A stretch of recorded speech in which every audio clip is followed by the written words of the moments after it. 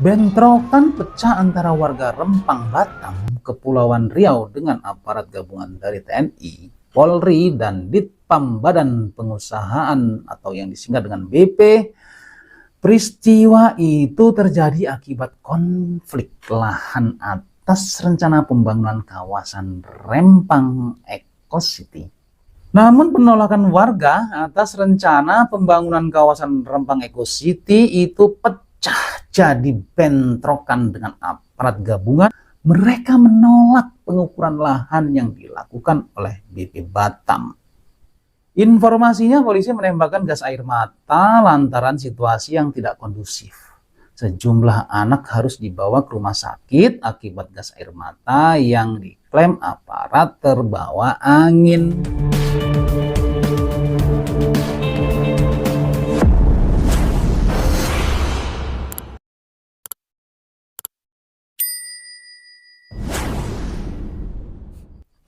Assalamualaikum warahmatullahi wabarakatuh. Salam sejahtera bagi kita semuanya. Salam kebajikan, sampurasun, rahayu, rahayu, rahayu. Sahabat I2 TV yang dirahmati Allah Subhanahu wa Ta'ala, segala puji hanyalah milik Allah Rabbi yang senantiasa melimpahkan nikmat kepada kita. Nikmat yang paling penting adalah nikmat sehat walafiat. Sehingga kita masih dapat ketemu lagi di channel ini, insya Allah diberkahi Allah Subhanahu wa Ta'ala. Namun teman-teman semuanya, sebelum teman-teman melanjutkan menyimak video ini, bagi teman-teman yang telah melakukan subscribe, like, comment, dan share, saya doakan teman-teman semuanya dimudahkan segala urusannya, disehatkan jiwa dan raganya, dilancarkan rezekinya, insya Allah mendapatkan uang tak terduga 100 miliar rupiah. Amin ya rabbal alamin. Bentrokan pecah antara warga Rempang Batam, Kepulauan Riau dengan aparat gabungan dari TNI, Polri, dan Ditpam Badan Pengusahaan atau yang disingkat dengan BP yang terletak di Batam pada Kamis 7 September. Peristiwa itu terjadi akibat konflik lahan atas rencana pembangunan kawasan Rempang Eco City. Rencana pembangunan kawasan Rempang Eco City yang mencuat sejak tahun 2024. Kala itu PT Makmur Elok Graha menjadi pihak swasta yang digandeng pemerintah melalui BP Batam dan pemerintah kota Batam.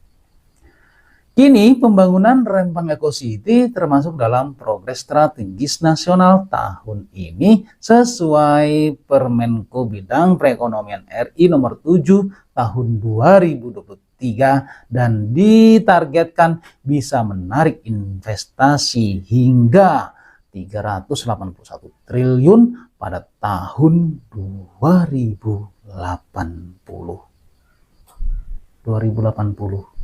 Orang-orang yang saat ini masih pada hidup apa enggak ya? Kawasan Rempang juga akan menjadi lokasi pabrik kaca terbesar kedua di dunia milik perusahaan Cina Xinyi Group. Investasi proyek itu diperkirakan mencapai 11,6 miliar US dollar atau sekitar 174 triliun rupiah. Berdasarkan keterangan BP Batam yang ada di situsnya, proyek Batam ini akan memakan sekitar 7.572 hektar lahan Pulau Rempang atau 45,8% dari keseluruhan lahan Pulau Rempang yang memiliki luas sebesar 16.500 hektar. Nah, dengan adanya proyek tersebut, sejumlah warga terdampak pun harus direlokasi demi pengembangan proyek ini. Sebagai kompensasi, Kepala BP Batam Muhammad Rudi menyatakan pemerintah menyiapkan rumah tipe 45 senilai 120 juta rupiah dengan luas tanah 500 meter persegi. Namun penolakan warga atas rencana pembangunan kawasan Rempang Eco City itu pecah jadi bentrokan dengan aparat gabungan pada tanggal 7 September tahun 2023. Mereka menolak pengukuran lahan yang dilakukan oleh BP Batam. Informasinya polisi menembakkan gas air mata lantaran situasi yang tidak kondusif. Sejumlah anak harus dibawa ke rumah sakit akibat gas air mata yang diklaim aparat terbawa angin. Dalam video yang diunggah akun Twitter Yayasan Lembaga Bantuan Hukum Indonesia YLBHI yang tampak sejumlah warga mengalami luka dan beberapa orang diangkut ke mobil berjeruji. Video itu telah dikonfirmasi Ketua YLBHI Muhammad Isnur.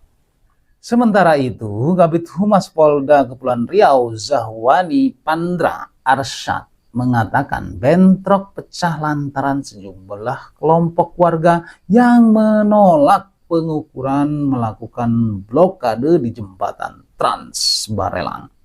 Ia menuturkan polisi berusaha memastikan mobilisasi warga supaya tak terganggu dengan membongkar blokade tersebut. Namun, terdapat perlawanan dari warga yang menolak proyek tersebut. Hal tersebut kenapa harus dibubarkan? Karena sudah membahayakan petugas dan masyarakat. Belasan kampung menolak untuk digusur. Salah satu saksi warga yang bernama Huzaini KS mengatakan dari hasil asesmen lapangan mayoritas masyarakat hingga kini ada 16 kampung tua yang menolak untuk direlokasi. Mereka mengklaim kampung yang akan digusur telah berdiri sejak tahun 1834. Huzaini pun mengatakan warga yang terancam tergusur akibat pembangunan PSN tersebut tak mendapat ganti rugi dari BP Batam. Menurutnya, pernyataan polisi soal ganti rugi baru diklaim sepihak yang diterima dari BP Batam. Jadi, menurutnya, Kapolri jangan menerima informasi satu pihak dari BP Batam. Tidak benar kalau ada sosialisasi dan pemberian ganti rugi. Nah, loh, bisa begini ya.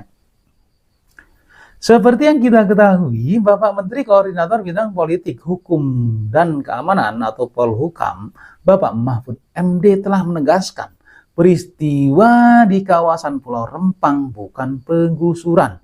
Ia mengatakan yang terjadi adalah pengosongan lahan oleh yang berhak. Begitu kata Pak Mahfud. Pak Mahfud juga mengatakan negara telah memberikan hak atas Pulau Rempang kepada sebuah entitas perusahaan pada tahun 2001-2002 berupa hak guna usaha atau HGU. Namun tanah itu belum digarap investor dan tak pernah dikunjungi.